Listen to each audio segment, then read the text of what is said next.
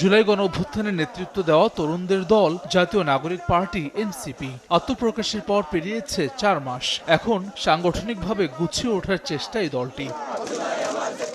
আত্মপ্রকাশের পর থেকেই হত্যাযজ্ঞের বিচার, জুলাই সনদ ও সংস্কার নিয়ে সোচ্চার এনসিপি। দলটির আন্দোলনের মুখে এরই মধ্যে আওয়ামী লীগের কার্যক্রম নিষিদ্ধ করেছে অন্তর্বর্তী সরকার। সারা দেশে সংগঠন ছড়িয়ে দিতে তৃণমূল চষে বেড়াচ্ছেন শীর্ষ নেতারা। জুলাই মাস জুড়ে শুরু হয়েছে দলটির জুলাই পদযাত্রা, যাতে সাধারণ মানুষের উপস্থিতি নজর কেড়েছে রাজনৈতিক মহলে। এরই মধ্যে 34টি জেলা কমিটি ও 190টি উপজেলা কমিটি গঠিত হয়েছে। সারা দেশে কমিটি গঠন শেষ হবে দ্রুতই। পাশাপাশি যুব সংগঠন সহ পেশাভিত্তিক বিভিন্ন উইং গড়ে তুলছে এনসিপি।